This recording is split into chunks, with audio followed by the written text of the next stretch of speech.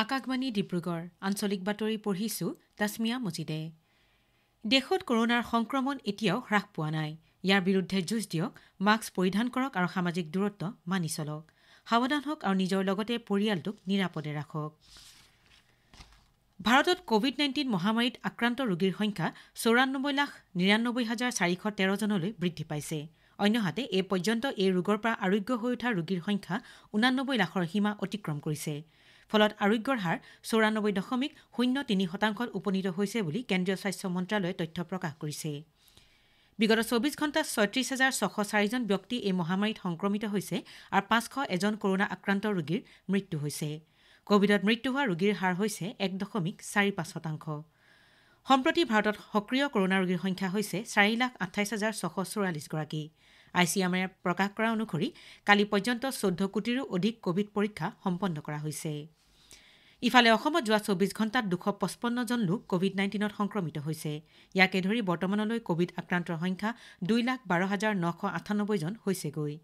সম্প্ৰতি ৰাজ্যত মুঠ আক্ৰান্ত ৰোগীৰ ভিতৰত 3,486 জন ৰোগীহে চিকিৎসাধীন হৈ আছে।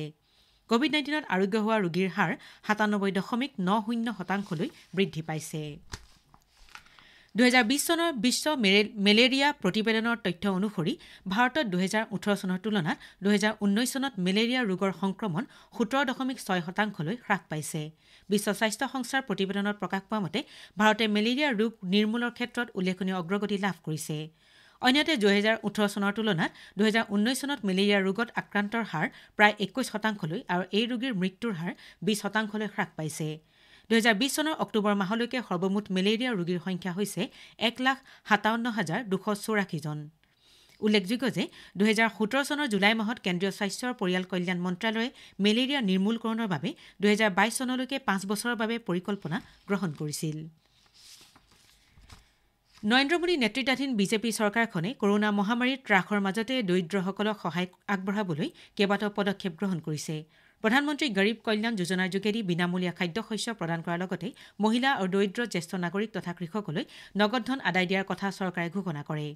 প্ৰায় 42 কোটি দৰিদ্ৰ লোকে 68,000 কোটি টকাৰ বিত্তীয় সাহায্য এই আঁচনিৰ দ্বাৰা লাভ কৰিবলৈ সক্ষম হয়। সেইদৰে প্ৰধানমন্ত্ৰী কিষাণ যোজনাৰ অধীনত 9 কোটি কৃষকৰ বেংক একাউণ্টলৈ বিত্তীয় সাহায্য প্ৰদান কৰা, দৰিদ্ৰ পৰিয়ালবৰ্গলৈ বিনামূলীয়াকৈ উজ্জ্বলা যোজনাৰ দ্বাৰা প্ৰায় 13 কোটি ৰন্ধন গেছৰ চিলিণ্ডাৰ প্ৰদান কৰা আদি বিভিন্ন ব্যৱস্থা চৰকাৰে গ্ৰহণ কৰিছে। মুখ্যমন্ত্ৰী সৰ্বানন্দ সোণোৱালে আজি ডিব্ৰুগড় জিলা সংগ্ৰহালয়ৰ নৱনিৰ্মিত ভৱনটো আনুষ্ঠানিকভাৱে উদ্বোধন কৰে। 3,43 লাখ টকাৰ ব্যয় সাপেক্ষে নিৰ্মাণ কৰা এই তিনিমহলীয়া ভৱনটোত 6টা গেলেৰী, এটা পাৰ্কিং স্থলী, এটা প্ৰেক্ষাগৃহ, কাৰ্যালয় কক্ষ আদিৰ ব্যৱস্থা ৰখা হৈছে। উল্লেখযোগ্য যে 1987 চনৰ 16 মাৰ্চতে প্ৰতিষ্ঠা কৰা ডিব্ৰুগড় জিলা সংগ্ৰহালয়ৰ কাম কাজ ইমান বছৰে জিলা পুথিভঁৰাল ভৱনৰ পৰাই পৰিচালিত হৈ আহিছিল।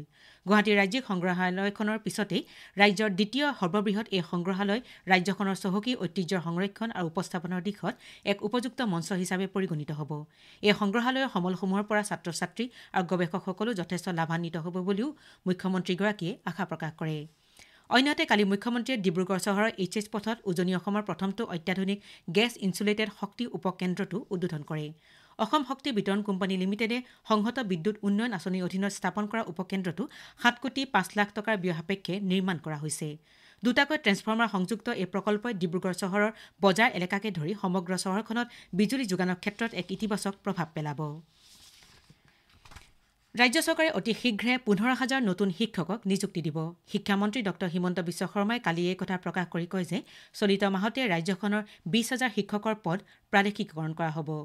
ইতিমধ্যে ৰাজ্য চৰকাৰে 355খন নতুন বিদ্যালয়ৰ বাবে 2,812টা শিক্ষকৰ পদত অনুমোদন জনাইছে।